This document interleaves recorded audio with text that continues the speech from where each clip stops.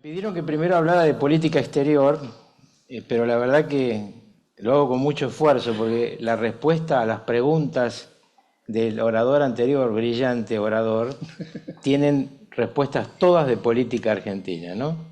Si algo está muy claro en la Argentina es que la dirigencia política ha destruido gran parte de nuestro pasado, presente y futuro. Pero como me pidieron que empiece por el mundo, por ahí empiezo. El siglo XXI nos plantea una nueva Guerra Fría. En el siglo XX tuvimos una Guerra Fría que vivimos no todos los que estamos acá, porque hay muchos más jóvenes, pero era una Guerra Fría ideológica. La Unión Soviética, estructura que planteaba el comunismo como una posibilidad frente a la estructura capitalista de los Estados Unidos. La derrota del comunismo era inevitable por su torpeza, por su incapacidad para gestionar, y se implosionó ya en la época de Gorbachev y fue heredada la Unión Soviética por un zar, Vladimir Putin. La discusión del siglo XXI es una discusión entre Estados Unidos y la República Popular China. Y obviamente algún desprevenido dice otra vez socialismo comunista y capitalismo, nada que ver. En China el Partido Comunista es solamente una estructura de control social. China es un país capitalista, con características distintas al capitalismo tradicional, pero ferozmente capitalista. Entonces, veamos esta Guerra Fría del siglo XXI y ese es el escenario donde nos vamos a mover en los próximos años todos los países del mundo. Hace muy poco hubo una reunión en Alaska entre Vladimir Putin y Donald Trump. Todos nos preguntamos qué se dijeron. Está claro que hay un señor que fue muy perjudicado que se llama Nicolás Maduro, ¿no? Porque Nicolás Maduro no recibe ninguna ayuda, ni siquiera un mensaje del canciller Lavrov, ni tampoco de Wang Yi, el canciller chino. En todo caso, algunas palabras de circunstancia. No hay un solo buque que se adelante, un solo avión que se adelante al Mar Caribe. Y entonces los días de Maduro y compañía están contados. ¿Qué pagó Estados Unidos en esa mesa? Puedo suponer que una parte de Ucrania, pero no sé cuánto más. Le decía antes de venir acá que hay un escenario clave que es fines de octubre, primeros días de noviembre. No está claro la fecha, porque a fines de octubre es la reunión de la APEC y ahí van a estar dos personajes clave, Xi Jinping y Trump. Xi Jinping le ha dicho a Trump en la conversación telefónica, venga a Beijing, va a ser recibido como lo que es el otro líder del mundo. No el líder, el otro líder del mundo. Me cuentan la diplomacia norteamericana que está tentado Donald Trump de ir a Beijing. Estados Unidos y China tienen políticas mucho más permanentes de las que parecen. Nosotros que estamos acostumbrados a estos saltos políticos que producen saltos económicos, como lo que se acaban de explicar, tendríamos que entender por qué en realidad uno puede seguir confiando en que los americanos paguen la deuda, porque en realidad nunca va a haber una guerra entre China y Estados Unidos. Lo que va a haber es un yin y un yang. Está claro que lo que están discutiendo es cuál es el yin y cuál es el yang, cómo viene la negociación macro en el mundo de estas dos superpotencias que van a caminar todo este siglo. Cuando yo ya no esté, estarán discutiendo ustedes qué está pasando entre China y Estados Unidos y por qué pasa en nuestro continente lo que pasa. Para Argentina hay un problema muy importante y muy cercano, que es que, a diferencia de las otras discusiones de Trump, que son arancelarias, el castigo a Brasil es político. Nosotros tenemos al lado a nuestro socio principal y Trump tiene la decisión de acabar con Lula. ¿Cómo lo va a lograr? No tengo idea. Porque claramente Jair Bolsonaro, padre, está en una situación de salud complicada y su hijo, Eduardo, que es el hombre preferido por el Trump Team, vamos a ver cómo resuelve su conflicto. Pero en todo caso, esto Por una parte es una oportunidad, porque si yo fuera un empresario no invierto en Brasil por mucho tiempo, pero bueno, vamos a ver qué condiciones le da Argentina a ese mismo empresario. Yo di 2 charlas en Estados Unidos, una para inversiones financieras, otra para inversiones de bienes de capital. Y ambos tenían la misma intriga, que va a ser la segunda parte de mi exposición. ¿Vuelve el populismo kirchnerista o va a seguir una economía libre? Con Milei o con otro, pero ¿cuál es la alternativa de la Argentina? Un señor me dijo, yo tengo mucho interés en poner una planta de gas en la Argentina, me cuesta 7.000 millones de dólares, tengo una tasa de retorno de X años y esa tasa de retorno excede el mandato del actual presidente, obviamente. Entonces, bueno, pongo un buque a licuar gas y si viene el kirchnerismo me lo llevo.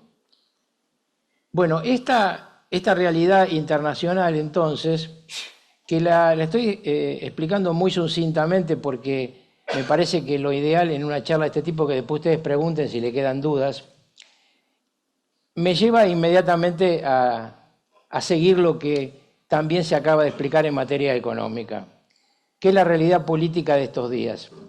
Todo lo que estamos viendo en el escenario económico tiene una respuesta política.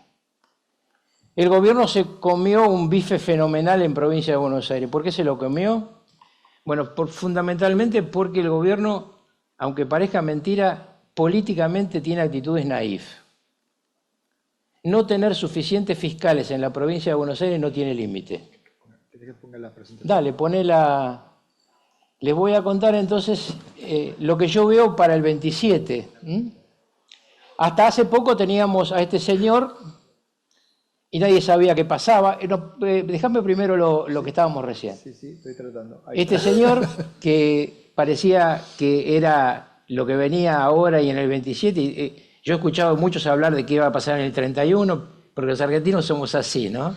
Un día estamos pensando que va a pasar en el 31 y otro día estamos pensando que va a pasar en noviembre. Este señor, un iletrado prácticamente, aunque sea un hombre que salió de la universidad, de la Facultad de Ciencias Económicas, un muchacho que realmente puede ser presidente de la Argentina, y sí, miren ustedes. Bueno, nunca habíamos tenido un economista de presidente, ahora podemos tener otro economista que además es profundamente ignorante. Sus hechos no es una crítica personal, sus hechos en la gestión lo demuestran, ¿no? Yo no entiendo por qué el gobierno nunca se ha dedicado a plantear si lo que pasó con YPF es una torpeza o es un delito, o ambas cosas. Pero en todo caso este señor no tendría que estar en la carrera que está, pero bueno, ahí está. Se ha comido a su mamá y ahora es el candidato del kirchnerismo / un sector del peronismo. Y en la otra punta este señor mayor, que si ustedes recuerdan el debate presidencial anterior, salvo su afán por hablar siempre de Córdoba, es un tema, no sé si hay muchos cordobeses acá, pero los cordobeses son muy cordobesistas, hizo un muy interesante planteo. Claro, uno no lo votaba porque él no estaba en la discusión, era o este señor o Sergio Massa, ¿no? Pero Schiaretti, viejo zorro, yo fui ministro del Interior de Menem, entre tantas cosas que hice en mi vida, y un día se me incendió Santiago del Estero. El gobernador era un torpe de escopeta, me pedía plata para los docentes, y yo le dije, ¿le pagaste a la policía? Me dice, no, primero tengo el conflicto docente, pagarlo a la policía, porque el día que no le pagas a la policía, el tema docente se convierte en mucho más que el tema docente. Bueno, le quemaron la Casa de Gobierno. Yo tenía que buscar un interventor federal, en esa época teníamos mayoría en ambas cámaras. Entonces Menem me dice, ¿a quién ponemos? A Schiaretti. Y me dice, ¿por qué Schiaretti? Bueno, porque tiene lo que hay que tener, es decir, tiene los atributos que hay que tener para gobernar, y es caballo. Es decir, tengo la plata garantizada. No puedo mandar un interventor que no tenga un dólar-ducto, peso-ducto, suficiente para reconstruir Corrientes. Lo reconstruyó rápidamente. Ha sido un gobernador exitoso en una dupla con José Manuel de la Sota, que se rompe por la muerte de la Sota, aparece la hija y afortunadamente para el gobierno se pelea con Schiaretti y va separado. Si no, este señor ganaba las elecciones de Córdoba del próximo 27 de octubre, sin perjuicio de lo cual las va a pelear palo a palo con La Libertad Avanza, ¿no? Y ahora sí vamos a el tema senadores y diputados nacionales. Les quise traer esto porque a veces sobre lo que va a pasar en el Congreso se hablan muchas fantasías. Tiene 72 miembros el Senado, se van a discutir solo 24, porque en la Argentina se votan por tercios, 8 distritos entonces, 2 se lleva la mayoría y 1 por la minoría. Esta fue el pago de Carlos Menem a Raúl Alfonsín para el Pacto de Olivos. El pago central era: nosotros nunca tenemos senadores porque el peronismo se los lleva a todos, dame una solución, entonces hay 1 para la minoría. ¿Cómo está actualmente la conformación de las 2 fuerzas principales en pugna, que van a ser en el tema del Senado las 2 únicas en pugna? Porque el tercer sector, el de Schiaretti, no tiene fuerza en los 8 distritos donde se discuten senadores. Hoy tiene 37 el kirchnerismo y tiene 6 La Libertad Avanza. Mi pronóstico, si le quieren sacar foto para después me lo reprochan, es que va a subir 11 La Libertad Avanza y va a bajar 8 el kirchnerismo. ¿Por qué hay una diferencia de 8 a 11? La lógica sería 11-11, 8-8, bueno, porque hay una cantidad de senadores provinciales, de partidos provinciales. Doy un ejemplo: en Salta ya termina Juan Carlos Romero, no se va a presentar, pero iba por una fuerza independiente. En Río Negro, obviamente en Neuquén, hay senadores que vienen por los partidos provinciales. ¿Qué nos está diciendo este resultado? Este resultado nos está diciendo que La Libertad Avanza con sus aliados puede tener en el Senado, va a tener en el Senado, pared de defensa. Porque la defensa es 1/3 del total, 24 senadores. Ahora, quórum, 37 senadores, ya no lo va a tener nadie. Es decir, nadie va a imponer una sesión y el gobierno va a tener una pared, porque 17 más sus aliados le da 26. Entonces, el presidente se va a poder defender, pero no va a poder sacar leyes nuevas. No va a poder sacar leyes nuevas. Digo porque en cada una de las charlas que doy, todo el mundo, sobre todo los empresarios, me dice: bueno, ¿y la ley laboral? El gobierno no la puede sacar, salvo que haga un acuerdo con los gobernadores de las provincias. Después voy a ir a eso. Vamos a los diputados nacionales. Acá son 257 miembros, se discute la mitad, 127, bueno, en este caso tocan 127 en todos los distritos. El kirchnerismo tiene 99, en mi análisis va a perder 27, La Libertad Avanza tiene 37, en mi análisis va a sumar 29. Otra vez hay una diferencia vinculada a los partidos provinciales. Otra vez, lo que va a lograr La Libertad Avanza es acercarse a los 86 diputados, que es la pared de defensa. Porque obviamente tiene más de 20 socios de partidos que comparten la idea de lo que va a plantear en temas como la reforma laboral el gobierno nacional. Pero otra vez, y esto es importante explicarlo, no tiene la posibilidad de imponer una estructura legislativa. Bueno, ustedes dirán, ¿qué complicado es esto? Bueno, sin nada de esto, Milei hizo lo que hizo. Esto es, Milei, sin legisladores, a fuerza de coraje, logró cambios sustantivos, porque los cambios económicos que se han explicado, más el RIGI, fundamental para que, por ejemplo, como bien se explicaba recién, el sector de la minería extractiva diga qué bien, cómo está subiendo en B. Bueno, eso es el RIGI y eso va a seguir creciendo. Hay proyectos, por ejemplo, en cobre, que me decía el otro día un empresario, del otro lado de la cordillera estábamos 10 puntos abajo, ahora estamos 5 arriba, yo voy a abrir en la Argentina. Obviamente, si no gana el kirchnerismo en octubre. Bueno, borramos esto y vamos a explicar un poco más la situación que se está planteando electoralmente para el mes de octubre. Y esto tiene mucho que ver con lo que recién se explicaba. Mi pregunta, cuando llegue el momento de las preguntas, al experto en economía es, yo tengo la convicción de que Milei va a defender el techo de la banda al costo que sea.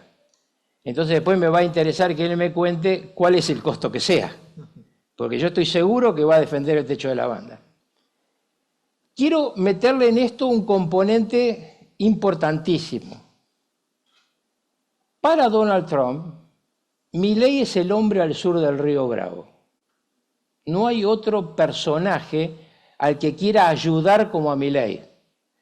Obviamente, nadie come vidrio en la Casa Blanca, pero Milei sabe que va a tener un prestamista de última instancia mientras el mundo de Sudamérica sea el que es.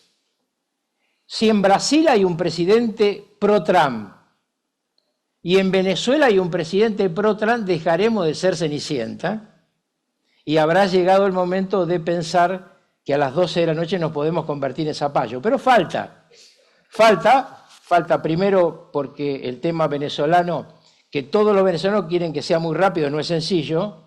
Y si a alguno después le interesa, puedo explicar por qué no es sencillo militarmente hablando, y esto con mucha información.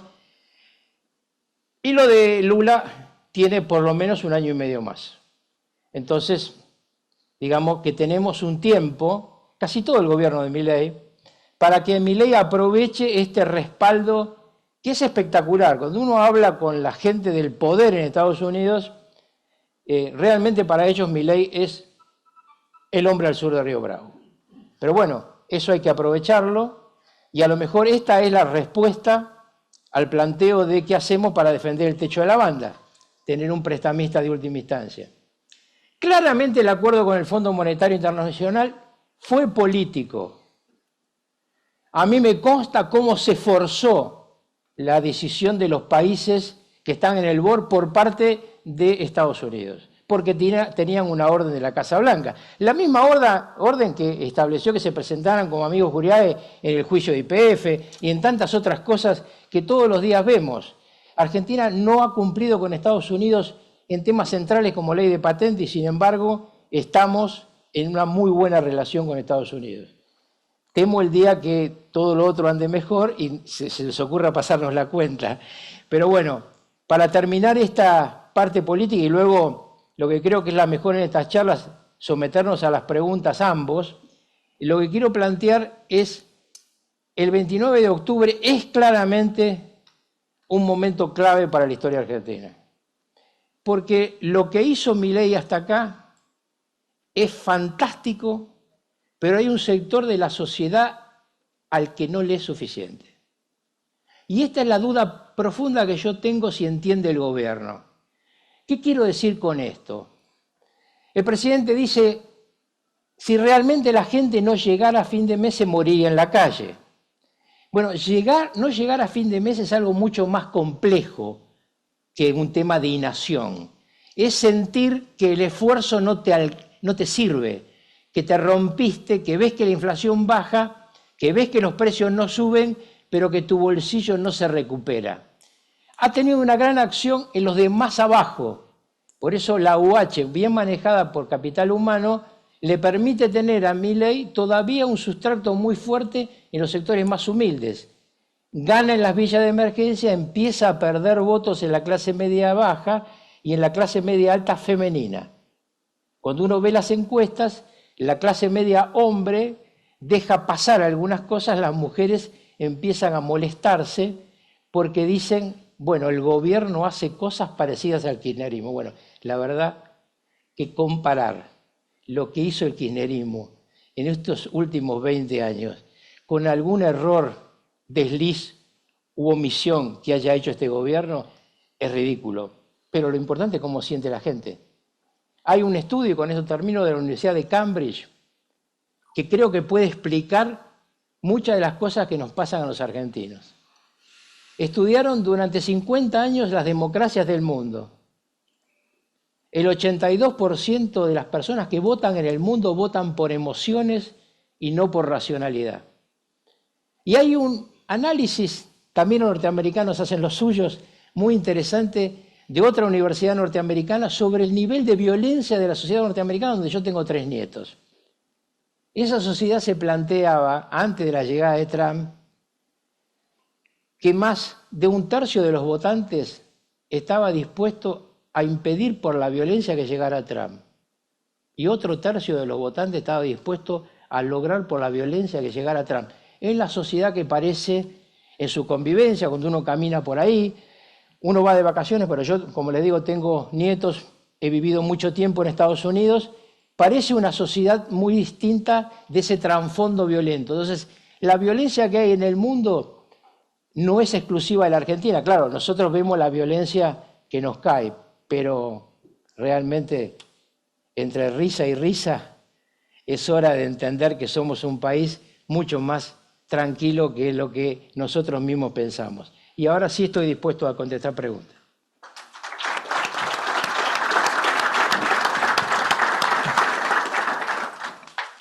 Si les parece, mientras levantamos así, ¿quién quiere hacer una pregunta particular? Yo tengo una pregunta para Carlos. Nosotros vivimos en los mercados financieros, con lo cual tenemos la oportunidad de poder compartir contigo qué es lo que se ve y lo que el mercado financiero está buscando desde el punto de vista de gobernabilidad, que es el tema en cuestión, ¿no? El gobierno recibe revés tras revés en términos legislativos. Lo que lo protegió en el primer año, que fue el voto popular, hizo que la oposición se mantuviera, pese a una gran mayoría, se mantuviera en un segundo plano, pero este año pasaron del segundo plano al primer plano y la elección de la provincia de Buenos Aires los empujó definitivamente hacia adelante. Da la sensación que el gobierno está en una situación de esquina con poco soporte político y el mercado le pide gestos de gobernabilidad. Yo en conversaciones contigo, nos contabas que el presidente tiene una personalidad, como se ve, impetuosa de embestir, dijiste la palabra que es un toro, que va para adelante, y este momento de Argentina está pidiendo como gobernabilidad. Crearon una mesa política. Quisiera tu opinión al respecto, si esto es un diagnóstico que el mercado tiene y que el gobierno lo comparte, y si el gobierno está tratando de crear un espacio de gobernabilidad para tener más margen de maniobra. El gobierno juega toda la elección y tiene obviamente números mejores que los que yo tengo, porque son más optimistas, porque son gobierno. En segundo lugar, el triángulo de hierro se convirtió en un cuadrángulo y entró como una figura muy importante Guillermo Francos. Guillermo Francos es el tipo más parecido a mí en el gobierno. Lo conocemos desde hace muchísimos años. Cuento un detalle menor, pero importante en nuestras respectivas vidas. Cuando yo era candidato a gobernador, en la provincia de Buenos Aires iba pegado a la boleta de Duhalde presidente. Julio Aurelio, el encuestador que teníamos, el padre de Federico de Aresco, viene un día y me dice: mira, hay una ola de la Rúa y una olita Rucauf. Te va a costar pasar por abajo. Duhalde está 9 abajo y vos estás 9 arriba en provincia de Buenos Aires. Entonces lo fui a ver a Duhalde y le dije: mira, estos son los números que tengo. Y dice: los míos no son iguales, pero bueno, ¿qué propones? Quiero ir con 2 candidatos a presidente, con vos y con Cavallo. Bueno, si lo convences, al que tenía que convencer era el candidato a gobernador, que era Guillermo Francos. Así que obviamente lo convencí. Entonces, a lo que voy, que Francos es un racional absoluto. Porque es un racional absoluto, le costó convertirse en un eje como es ahora, como es en este momento. Francos es un previo. ¿Qué quiero decir con esto? Milei es un hombre que en eso se parece mucho a Trump, de odios y amores. Y los odios y los amores están vinculados a cómo lo trataron cuando él no era nadie.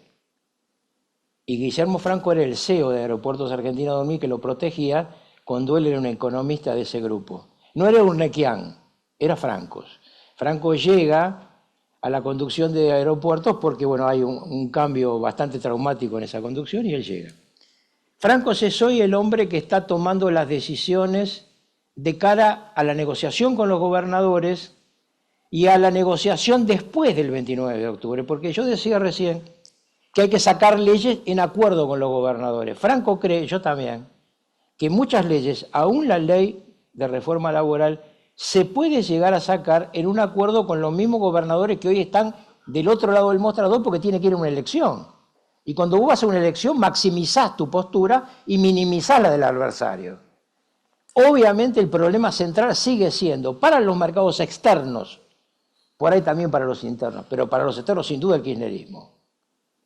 Ahora, yo creo que el kirchnerismo le va a ir mal en la elección de octubre. Lo dije acá, lo digo en materia de porcentajes. Y lo explico. Córdoba, segunda provincia en volumen electoral. Ahí la pelea es entre Schiaretti y La Libertad Avanza. El kirchnerismo tiene una intención de voto del 5%, bajísimo. Santa Fe, otra vez, tres grupos. Kirchnerismo, el gobierno provincial que pone a la vicegobernadora para jugar la partida y La Libertad Avanza. Provincia de Buenos Aires, vamos a la madre del borrego, porque la capital federal va a arrasar claramente Patricia Bullrich. Ahí es la mejor alianza LLA-PRO. Un mérito importante de Mauricio Macri, muy importante, que no le reconocen ni los propios. Pero ustedes van a ver que la mejor elección de LLA-PRO va a ser en la Ciudad de Buenos Aires, en porcentaje sobre un volumen electoral importante. Vamos a provincia de Buenos Aires. En provincia de Buenos Aires, la tercera fuerza, es decir, los partidos provinciales, tienen como cabeza de lista Randazzo. Randazzo, un peronista. Frente a Tayana, un kirchnerista. Y frente, obviamente, a un liberal como Esper. ¿A quién le quita votos Randazzo? No al liberalismo, no al PRO, sí al kirchnerismo. Él le sacó a Cristina Kirchner, en el momento que Cristina era Gardel, Lepere y todos los guitarristas, un porcentaje importante de votos. Yo creo que va a estar arriba del 10%. Ese 10% acerca la fuerza de los otros dos y impacta en el nivel del electorado nacional, porque el norte sí, el norte argentino, tiene en materia de diputados una gran ventaja, La Libertad Avanza, que cerró muy buenos acuerdos en Chaco con el gobernador radical y en la provincia de Salta puede sacar los 2 senadores por la mayoría, porque el peronismo ahí va dividido, porque ahí sí hay 2 candidatos peronistas, uno que vuelve del exilio interno con Cristina, que es un viejo rival de ella, un joven que ahora la visita, hermano de un empresario importante, y el otro es un tradicional K. Entonces vamos a ver, pero ahí yo creo que pueden sacar los 2 senadores por la mayoría y más diputados. En el resto del NEA, solamente en Santiago del Estero, un radical K tiene ventaja el kirchnerismo. En el resto de los distritos, La Libertad Avanza está muy bien.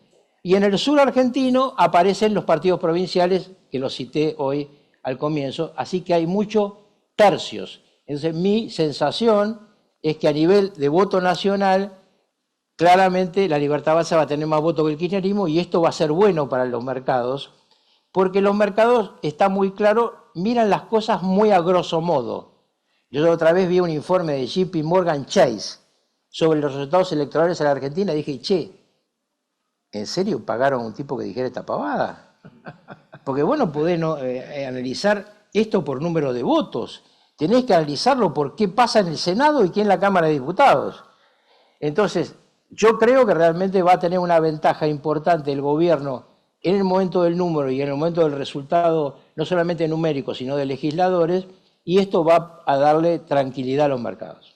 La hora de la verdad en términos si Francos tiene un rol preponderante en esta búsqueda de gobernabilidad, tengo que entender que va a suceder después de la elección con el resultado opuesto, cuando todo el mundo sepa qué vale en términos de voto popular y cuando todos cuenten los porotos, recién vamos a tener una capa de ver si testear de si el gobierno está para hacer los acuerdos que logre llevar adelante su línea de defensa y su línea de iniciativas legislativas. Sí, pero tengan en cuenta que Franco ya consiguió algo importante, puso el ministro de Interior.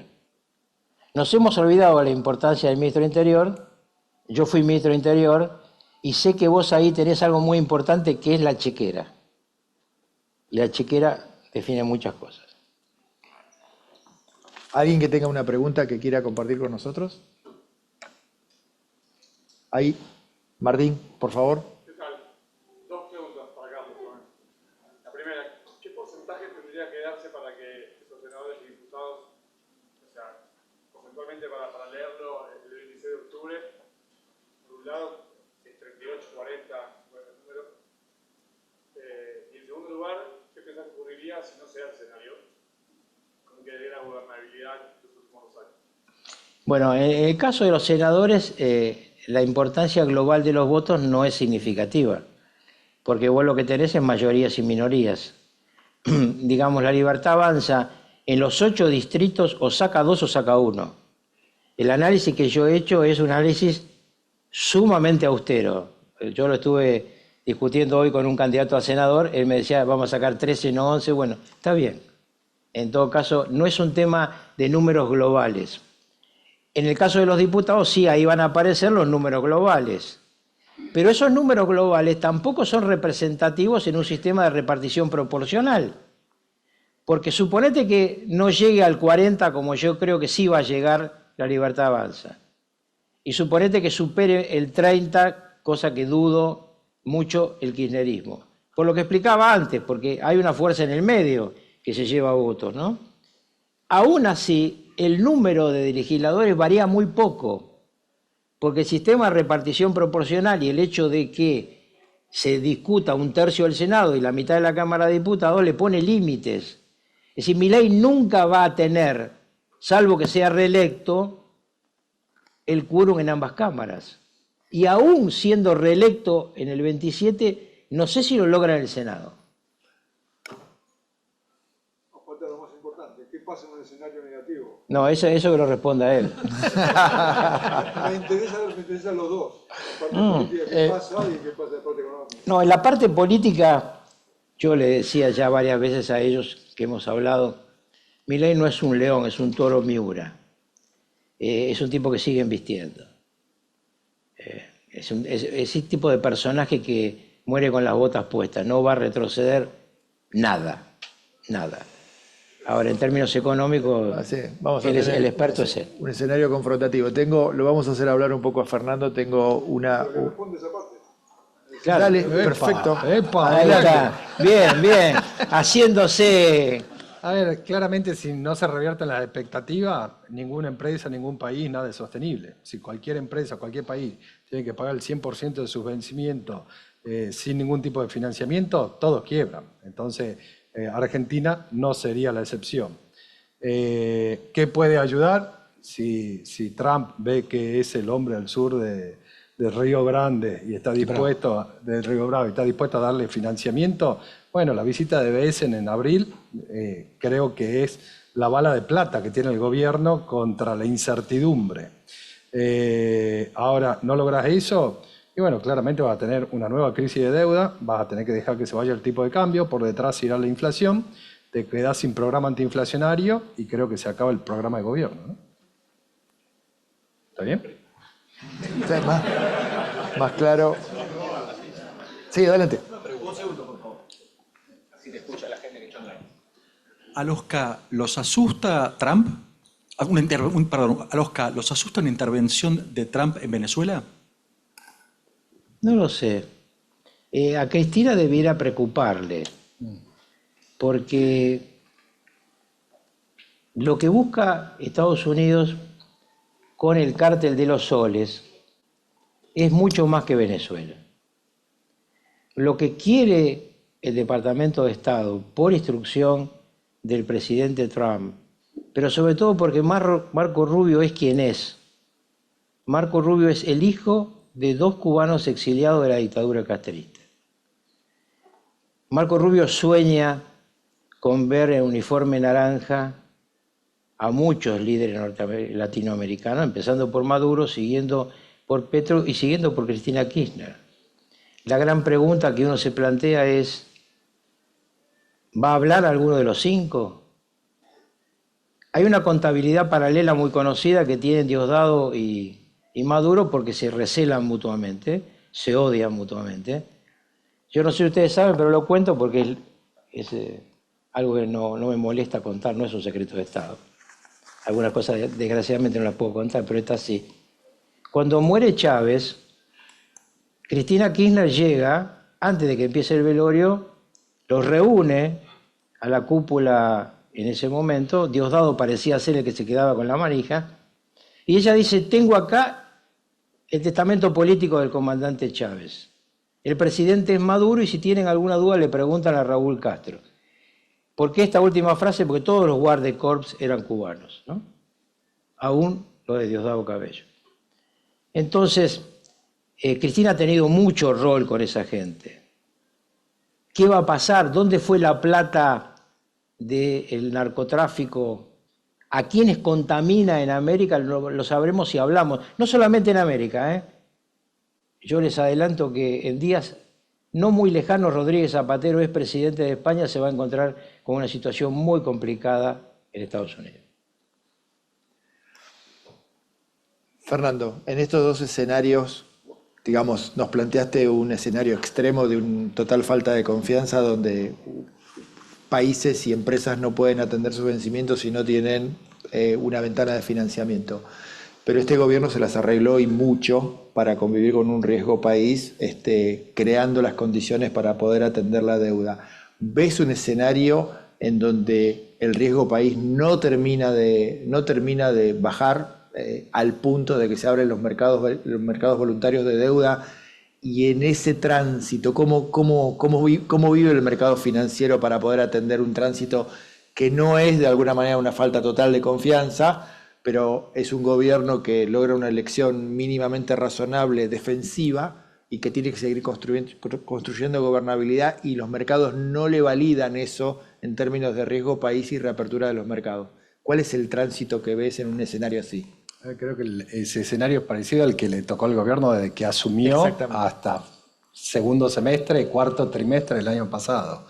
Y cuando uno dice cómo hizo Argentina para atender sus servicios de deuda el año pasado, y yo diría que básicamente tuvo dos componentes. El primero fue colocando deuda en pesos localmente, lo cual superávit fiscal y colocación de deuda en pesos le generaba una cantidad de pesos al Tesoro, que con eso le compraba los dólares al Banco Central. Lo segundo que tenías es un Banco Central que venía comprando dólares en el mercado de cambio. ¿Por qué?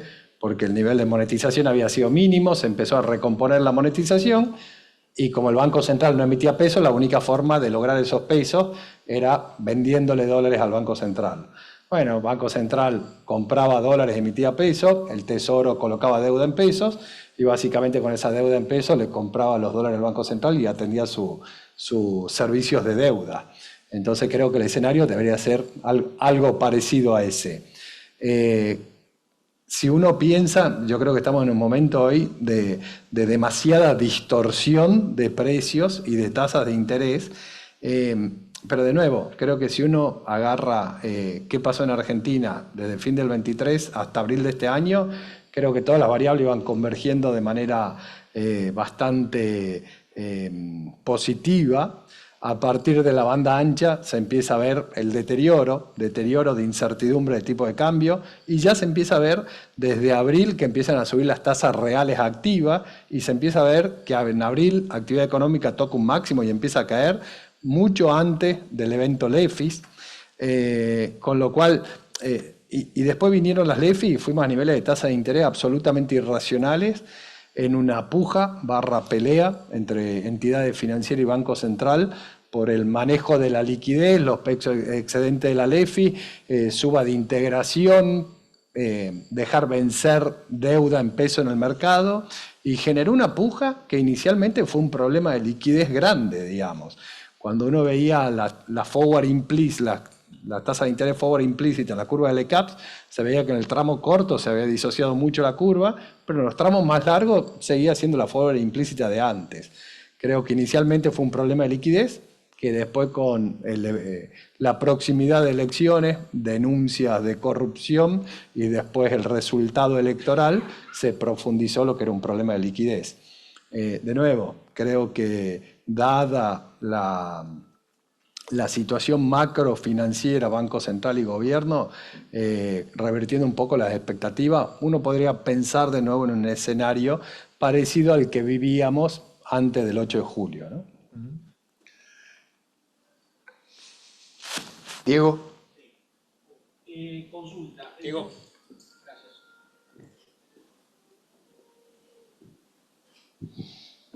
¿Qué tal? Buenas tardes. Entiendo la importancia de las elecciones de octubre y creo que van a ser claves, coincidimos todos en eso. Lo que preocupa por ahí estos días es la velocidad de los acontecimientos para llegar a octubre, ¿sí? O sea, octubre va a ser trascendente sin duda, creo que es altamente probable que los números sean más o menos los que están mostrando ahora. Los acontecimientos como hoy y de las últimas semanas post-elecciones, no deberíamos esperar para llegar a octubre y que esto realmente se materialice. Algunas señales desde lo político, desde lo económico, digamos, que hagan que este pasado, todavía faltan 40 días para octubre, y creo que si el clima financiero y los mercados nos esperan días como hoy, octubre es una eternidad y todo eso puede cambiar. Entonces, la pregunta es, ¿qué deberíamos esperar estos próximos días? ¿No debería haber señales desde lo político y desde lo económico como para que se pueda materializar esos números que parecen tan importantes en octubre? Gracias. Yo le diría desde lo político lo que tienen que esperar es una campaña electoral de La Libertad Avanza con una consigna que va a ser la libertad avanza o el país atrasa, o algo por el estilo, con una campaña que va a ser muy provincializada, pero con la presencia de Milei en todos los distritos de mayor intención de votos. Yo cuando veo las encuestas y algunos analistas económicos me dicen, che, qué preocupante, Milei tiene nada más que 40% de imagen positiva. Bueno, pero tiene 2 partidos enfrente. Si realmente pasa el 40% de imagen positiva, su candidato arrasa. 2 enfrente, no tiene uno solo. La primera cosa que me dijo Carlos Menem cuando me nominó su candidato a vicepresidente, le dije, jefe, ¿qué necesita que yo haga? Mantenerme vivo a Masachesi. Es decir, teníamos a Bordón Álvarez y a Masachesi el candidato radical. Si desaparecía el radicalismo, perdíamos la elección porque no sacamos el 50%, sacamos el 49%. Entonces, a lo que yo voy es, la ventaja central de Milei hoy es, primero, tiene posibilidad de hacer muy buena elección en muchos distritos, empezando por el de esta ciudad. Esta ciudad tiene muchos habitantes y fíjense que es el distrito donde realmente La Libertad Avanza y el PRO están juntos, están operativamente juntos. Lo que quedó del PRO afuera es, digamos, residual. Macri apoya esto y a mí no me extrañaría verlo en algún momento junto a Patricia Bullrich en la campaña de Capital. ¿Por qué? Y porque a Macri lo que le conviene es tener un triunfo. Y este triunfo de la ciudad está garantizado. En provincia es una cosa más pareja, como les dije antes, los otros distritos como están. Mi sensación es que no va a haber cambios que respondan a la ansiedad del mercado en materia política. Esto como con los venezolanos que dicen, ¿y para cuándo entran? Y no van a entrar. No van a hacer una guerra dentro de Venezuela, van a hacer otras cosas. Entonces, yo lamento, seguirá cayendo los bonos, seguirán cayendo las acciones. Me preguntaba uno de ustedes antes, ¿qué vas a hacer vos en octubre? Y antes de las elecciones, si las cosas siguen tan agitadas, compro. Fernando, respondiendo a lo que dice la pregunta de Diego, ¿vos le ves al equipo económico que tiene algo para poder hacer y poner arriba de la mesa distinto de lo que está haciendo hoy? Primero yo diría que no faltan 40 días, faltan 26 días hábiles y tenemos un feriado el 10 de octubre, con lo cual faltan 25. Vamos tachando los días, ¿sí? Como los presos. ¿Sí? No seamos tan negativos. A ver, ¿qué puede hacer el equipo económico? Yo creo que lo que está haciendo post elecciones es lo correcto. Tiene que bajar tasa de interés, inyectar pesos. El que quiere dólares a ninguna tasa de interés te va a dejar de demandar dólares, con lo cual, ¿qué tenés que hacer? Defender el techo de la banda. ¿Dónde se resuelve esto? En el momento que el mercado se convenza que el techo de la banda es inviolable. ¿Por qué? Porque si uno ve los rendimientos en dólares implícitos, en colocaciones en pesos, la tasa de interés en dólares implícita es enorme. Ahora, si yo creo que el techo de la banda está asegurado. Entonces, creo que esta estrategia de bajar tasa, inyectar pesos y defender el techo de la banda es lo que se puede hacer financieramente. Lo segundo, entrando un poquito en el tema político tangencialmente, creo que la reapertura del Ministerio de Interior y sentarse a hablar con gobernadores, me da la sensación que ahí el gobierno tiene para gastar medio punto del producto, más o menos, que es el superávit que tiene. Creo que el gobierno no está dispuesto a negociar ir a déficit fiscal, pero sí reducir el superávit a cero. Bueno, ahí tenés medio punto del producto que podrías invertir, distribuir, gastar de acá a las elecciones, ¿no? Creo que no Yo mucho lo más que dudo, eso. Bueno, Yo creo que no. Mi sensación es que teniendo un presidente de estas características, el equipo económico y el sector político no van a poder irse de las marcas. Yo creo que Milei va a defender el techo a lo que sea y gastando lo que sea, y creo que la posibilidad de catalán es solamente en las provincias que demuestran ser aliados, que es un costo más bajo, es un costo, pero más Sí, bajo. sí, es más barato el costo. ¿Tenemos alguna pregunta más? Sí, para los dos, porque siguiendo esto, ¿es inviolable el techo? Porque vos decís, se va a dejar todo, pero ¿tiene para dejar? ¿O puede que sea violable el alcance? el ejercicio que hicimos nosotros, bajar la monetización al nivel mínimo de la explosión de la convertibilidad y le alcanza para financiar eso. O sea, es inviolable. Digamos, tenés tiene que caer por debajo de eso. Si tenés la convicción, y yo no tengo duda, es un toro Miura, no un león. Con las ventajas y desventajas de ser un toro Miura, ¿no? Franco va a tener peso para que la parte política, que es lo que hace más ruido ahora, se pueda llevar adelante un poco de tranquilidad hasta las elecciones. Porque lo importante acá es la parte política. La parte económica... Absolutamente. Todos los problemas de la Argentina, todos los problemas de la Argentina son políticos. Bueno, sí, pero ahora tenemos bastante... No, los hemos tenido iguales desde el pasado. Lo que pasa es que nos olvidamos porque pasa con los dramas de la Argentina como las mujeres con los partos. Si se acordaran del dolor del primero, no tienen segundo. En la Argentina realmente lo que hemos sufrido con los diversos gobiernos es una cosa realmente absurda. Pero ahora estábamos creídos que estábamos más o menos en el rumbo adecuado. Es que el rumbo está, pero el kirchnerismo vive. Si lo que estuviera frente a Milei fuera una alternativa política del mismo fondo, que no quisiera destruir a la inversión y a la producción. El otro día Máximo Kirchner le hace un reportaje y dice, ¿cuál sería la primera medida si ustedes llegan al gobierno? Pero claramente, aumentar los impuestos. Pero estamos listos. Entonces, obviamente, yo creo que acá hay una exacerbación del kirchnerismo tratando de que todo se rompa antes. Miren, una reflexión de un tipo que ha atravesado toda la vida por la política. Cuando ustedes escuchan a los kirchneristas decir hay que echarlo a Milei ahora es porque van a perder. Porque si fueran a ganar, le quieren ganar la elección y quedarse con el paquete. Cuando lo quieren echar ahora es porque sienten que en la elección la pierden. Nadie en la política quiere perderse un triunfo. Si vos echás al otro, lo que tenés es un quilombo, no tenés un resultado electoral. ¿Más claro? Allá, Gabriel. El doctor Lucao dijo con su pronóstico del Congreso que se iban a poder defender, pero no iban a poder sacar leyes. Si se da ese resultado, es un resultado positivo, ¿no?, en las elecciones para el gobierno. ¿Existe la probabilidad que para leyes importantes se pueda tratar de hacer una consulta popular? No, yo no veo eso. Yo lo que veo es que señores que hoy están aparentemente muy en la vereda de enfrente, al momento de algunas cosas, después de las elecciones van a pararse en otro lado. No es la primera vez. Me ha tocado discutir con muchos que se comían los chicos crudos hasta que llegó el momento de la negociación.